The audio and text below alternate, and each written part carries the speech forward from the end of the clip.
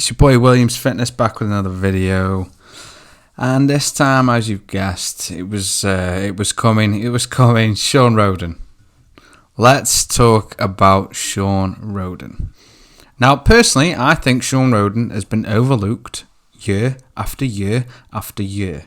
He consistently always brought a very similar package and never quite. He was always just slightly minor details off getting a title. And what I mean by this is, let me just reiterate his last few placings, just Olympia alone. So obviously, last year he won. 2017 was 5th. Okay, 2017 was quite a mixed up year for me anyway with regards to placings. Some people I weren't happy placed higher than others. But regardless, let's move on from that. I'm over it. 2016, 2nd place. 2015, 3rd place. 2014, 3rd place. 2013, 4th place. So he's always been a top 5 contender, and Shawn was always overlooked. I genuinely believe he was always overlooked.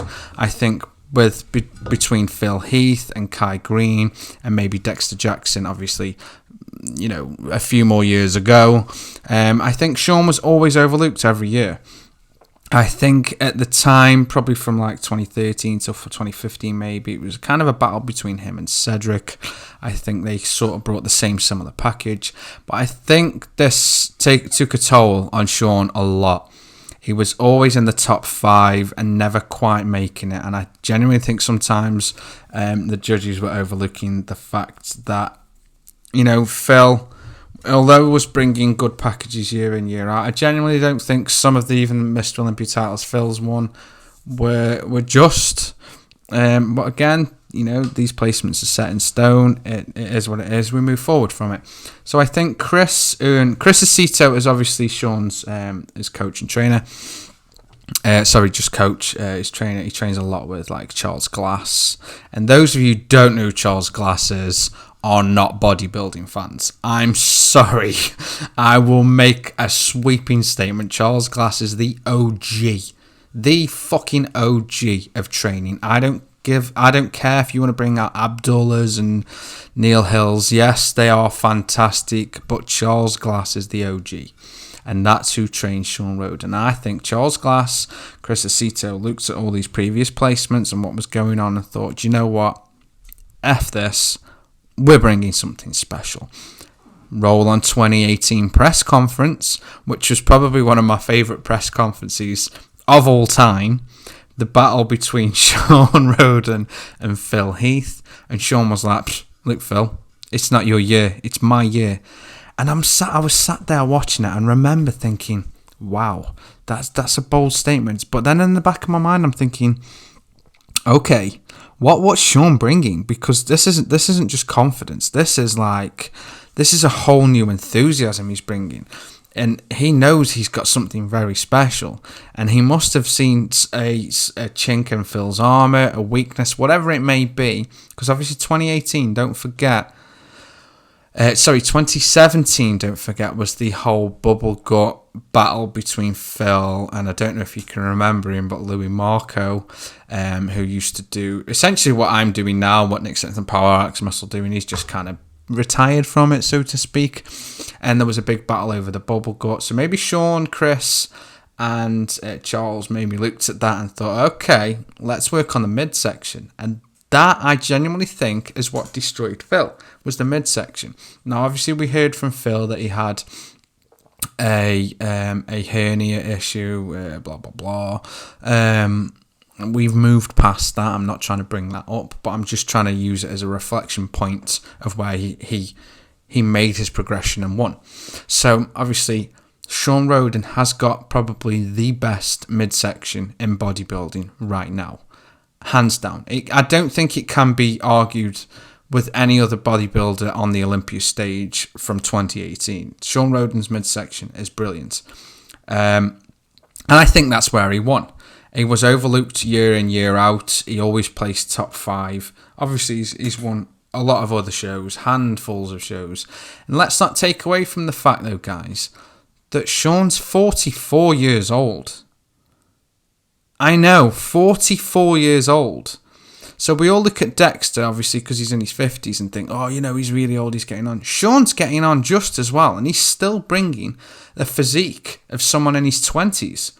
And that should not be overlooked either. So, back to basics. Going on where he's been, going on the fact that he has just recently, well, not recently, he has won a Mr. Olympia title. Is he going to win one again? That's what we all want to know. Was it a fluke shot? Was it just that Phil didn't bring enough that year? If he went up against Phil again next year, maybe, that's what I want to see. I am really not interested if Shawn, let's say Shawn wins this year. Obviously, I'm interested in who wins the Olympia this year. But I am not interested if it's Shawn again, unless it's up against Phil in his prime. And even the likes of Big Ramy, I know, and I will say it hand on heart, I don't think Big Ramy will ever win a Mr. Olympia title. I'm sorry for it to, the fans of Big Ramy, you might not want to hear that. But I don't think he will win a title. But that's the year I want to see. I want to see Shawn Rhoden. I want to see Phil Heath. I want to see Big Ramy. I want all the hype. Do you know what I mean? 2018 was the build-up was so immense. And obviously the views, the talk, the gossiping, the pictures that were being sneaked and leaked. I use that in quotations because Oxygen leak photos to obviously build hype around athletes. That was what I loved about 2018 and the build-up to the Olympia. It was almost, the build-up was better than the actual show itself, because it's like Christmas. Christmas Eve, you're like, when you're a kid, you're like, oh, can't wait. Then by the time you rip all your presents open, it's over, it's done. You got to wait another year. So, Shawn Rhoden, obviously, being overlooked, etc., blah, blah, blah. This year, I think it's between him, Brandon Curry, William Bonac. Given on, obviously, the speculation and the issues we had this year with, there was a video leaked of him guest posing out of season. He got a load of stick and, shit for it. I think was just absolute rubbish. Of course he's going to look like that off season. A lot of bodybuilders look like that. A lot of bodybuilders look like that off season. That's the reason for it being called off season. A few weeks later, he then posted an updated picture, and I don't know if this was PR or to try and reinvigorate people to thinking, he's the people's champ, he's going to win again. I don't know what it was. Maybe he just started to diet early. Maybe that this was in his protocol with Chris Aceto. Anyway, but he posted a progress picture where he looked 1,000,000 times better. And I understand why they did it. I don't feel he needed to do that. But I do get why they did. And to obviously reassure his fans that, he's not just been to McDonald's over his off season, and they all look like that. They just, a lot of them hide it well. That's why they're always training in hoodies, and do you know what I mean? So this year, yeah, I do think he'll be top 3. Do I think he'll win it? I'm really not sure. I am very, very hesitant as to thinking he can win again. Also, what I do want to point out, I've not been asked to, even though I am partnered with Generation Iron, he has got a movie coming out this year with Generation Iron, and it's called Becoming Shawn Rhoden. Now, I have looked into this, and I am aware that, from what I can gather, it's been being filmed over about 4 years with a couple of other different companies. So what I can only presume is he was going to do a documentary and release something anyway, regardless of what platform that was going to go out on. I think what's happened is they've got all the footage together, and obviously when he's won the Mr. Olympia, Generation Iron have obviously got deals with Netflix anyway because they put content out on there.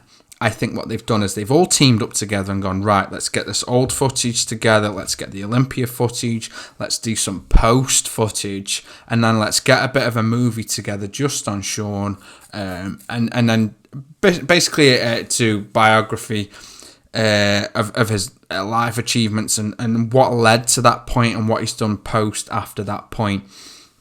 And I think it's going to be absolutely brilliant. And I'd love to see Phil Heath do one. I definitely would love to see Dexter Jackson to do a movie with Generation Iron, without a doubt. He's the most winning bodybuilder of all time. So that's something I'd like to see. But I am really looking forward to seeing the Shawn Rhoden one. Because I mean, obviously I follow Shawn Rhoden, but I'd like to see more of him and his environment and how he interacts with people, and not just training footage and photos on Instagram. I want to know more about Shawn, the man, the person, the human, the family guy. That's what I want to see. So what do you guys think?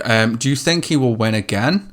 Do you guys agree with me and think, if he wins this year, are we all waiting to see him go up against Phil again to see, if he can pull it off again?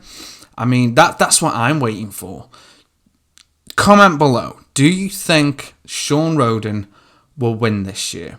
Do you think he'll place top 3, top 5? Where do you think he'll place? And are you guys excited to see the film, the documentary that's coming out with Generation Iron this year? Are you tired of seeing all these different documentaries Generation Iron putting out? Personally, I am. I like some of them. Some of them I'm not that keen on. But that's just my personal opinion. I do like the fact that they keep churning out different styles of content. That's what I like about where they're going with these things. It's not just, let's follow this bodybuilder around for a year and then post this footage. It's the whole bigorexia documentary they've got coming out. These are the different styles I like. I'm waffling on, so I'm going to end this video here. Comment below, guys. Let's have a conversation. I'm going to love you and leave you. On that note, also, can you please drop a like on this video, because it does help. And if you do consistently come back to the channel, please just click that little the bell icon for post notifications. Then you'll get a little pop-up on your phone, and I can annoy you at work, and that would be ideal for me. On that note, peace.